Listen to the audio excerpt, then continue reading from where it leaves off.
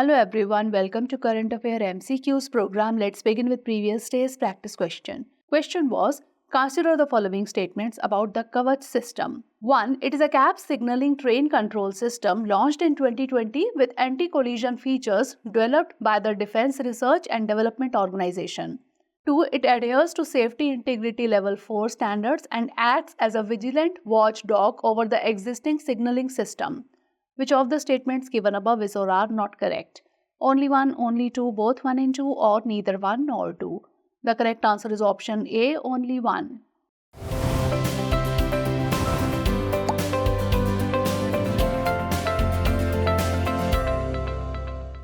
Kavach, launched in 2020, is a gap signaling train control system with anti-collision features developed by the Research, Design and Standards Organization in association with 3 Indian vendors. Hence, statement 1 is not correct.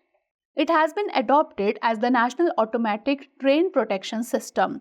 It adheres to Safety Integrity Level 4, that is SIL 4 standards, and acts as a vigilant watchdog over the existing signaling system, alerting the loco pilot when approaching a red signal and applying automatic brakes if necessary to prevent overshooting the signal.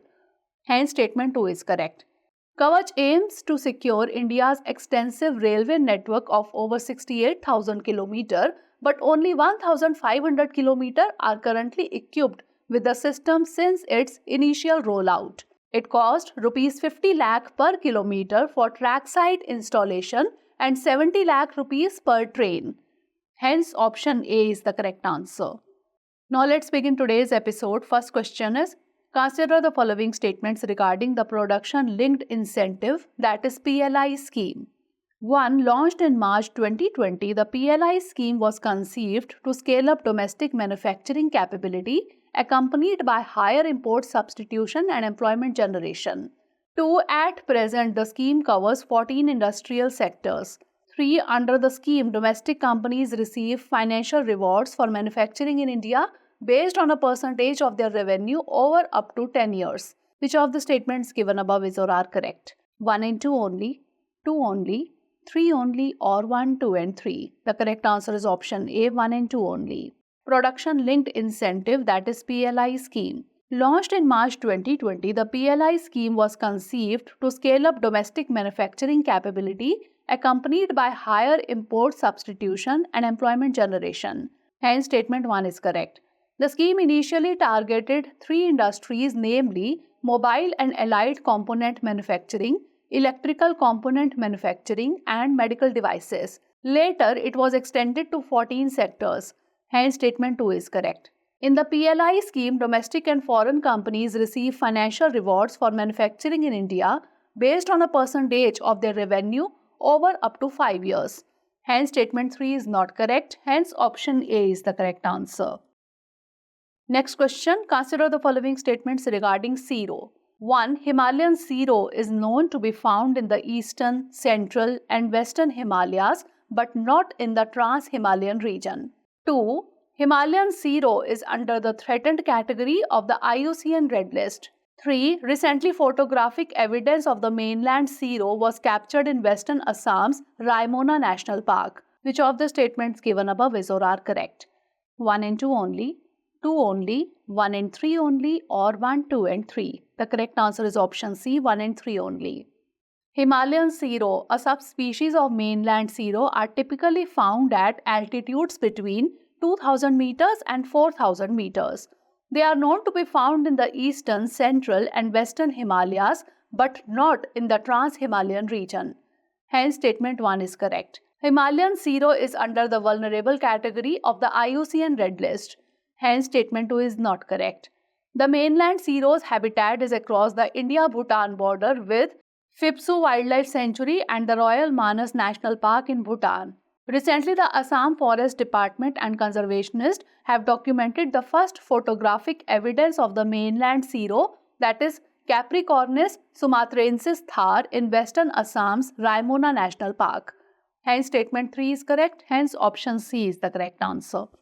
Next question, replace action framework sometimes seen in the news is related to reducing the use of antibiotic medicines, replacing plastic with biodegradable items, eliminating trans fats from food items, or reducing sugar intake campaign?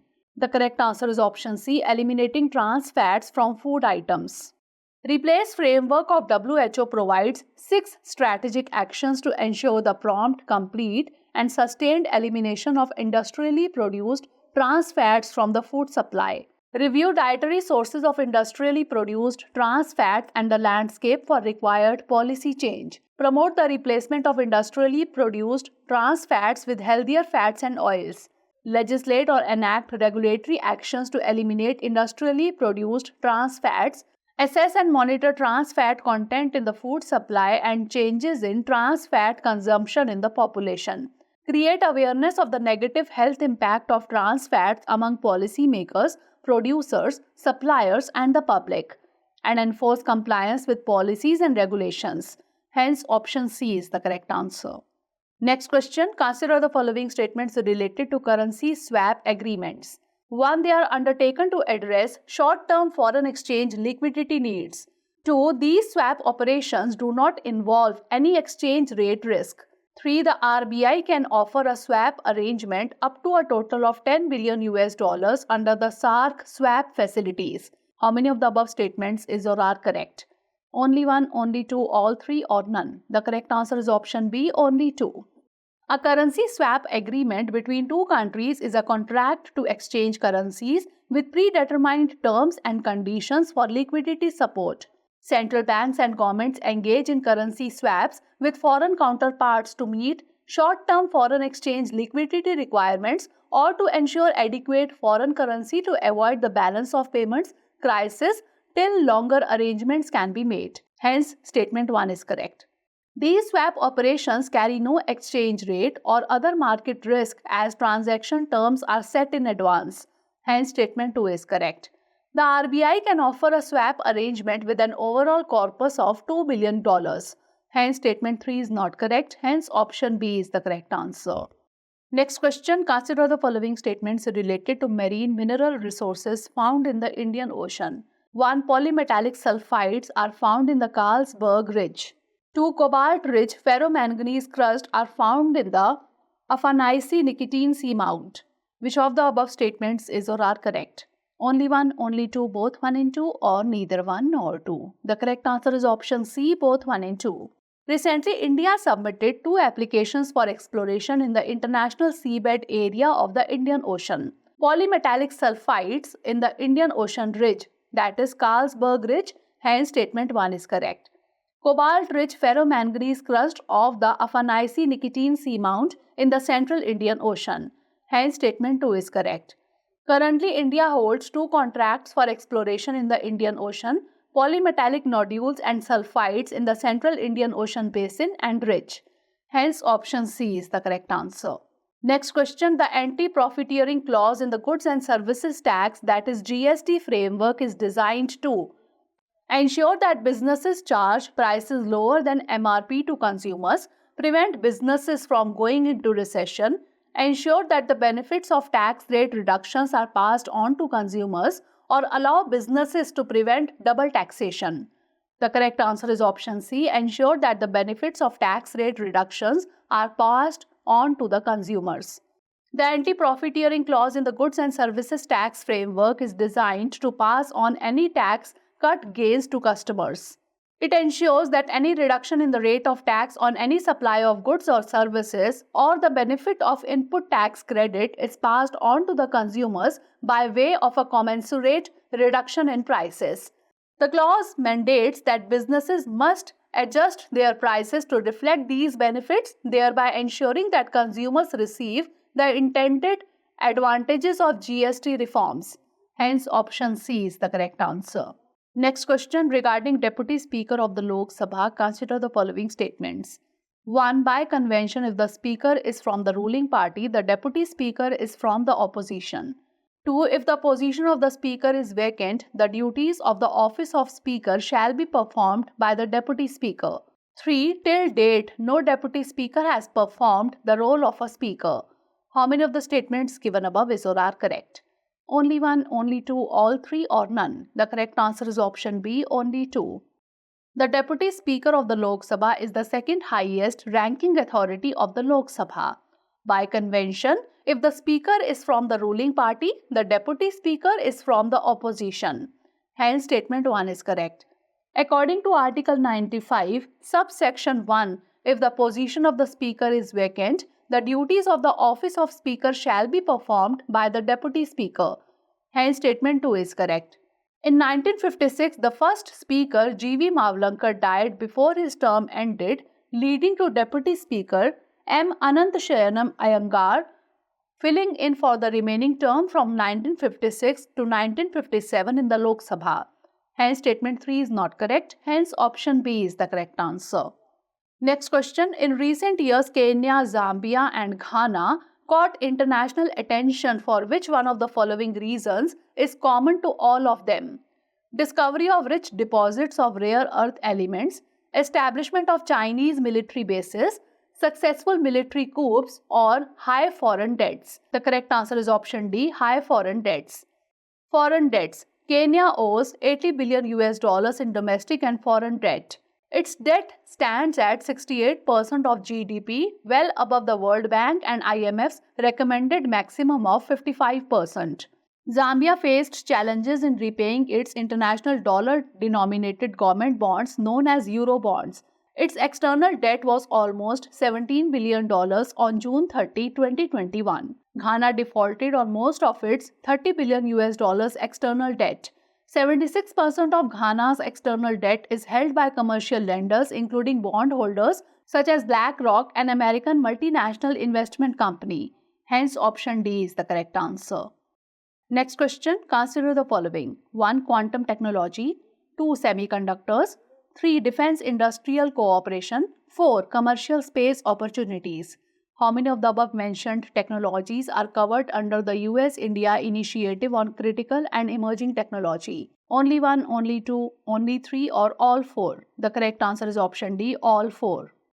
The US-India Initiative on Critical and Emerging Technology, that is ICET, aims to elevate and expand our strategic technology partnership and defense industrial cooperation between the governments, businesses and academic institutions of India and the United States. Its aims include establish a joint Indo-US quantum coordination mechanism, enhancing bilateral collaboration on resilient semiconductor supply chains, developing a new bilateral defense industrial cooperation roadmap for the joint development and production of jet engines, munition, etc., and foster US-India commercial space engagement and enable growth and partnerships between US and Indian commercial space sectors.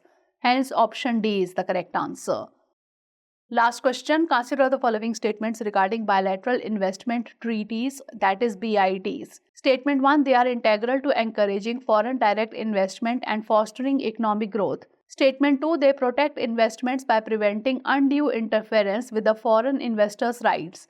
Which one of the following is correct in respect of the above statements? Both statements are correct and statement 2 is the correct explanation for statement 1. Both statements are correct and statement 2 is not the correct explanation for statement 1. Statement 1 is correct but statement 2 is incorrect, or statement 1 is incorrect but statement 2 is correct. The correct answer is option A. Both statements 1 and 2 are correct and statement 2 is the correct explanation for statement 1. Bilateral investment treaties, that is BITs, help protect private investment and develop market-oriented policies in partner countries. BITs are integral to encouraging foreign direct investment, fostering economic growth and developing international economic relationships. Hence, statement 1 is correct. They protect investments by setting constraints on the host country's regulatory behavior, preventing undue interference with the foreign investors' rights. Hence, statement 2 is correct. Both statements 1 and 2 are correct and statement 2 is the correct explanation for statement 1. Hence, option A is the correct answer. Now moving on to practice question. Which of the following statements about the Shanghai Cooperation Organization, that is SCO, is not correct? It was established in 2001 and has its headquarters in Beijing. It is a permanent intergovernmental international organization. India and Pakistan are dialogue partners of the SCO, or in 2005, the SCO Afghanistan Contact Group was established. Send the answer of this question in the comment section. Stay tuned for the next episode. Thanks for watching.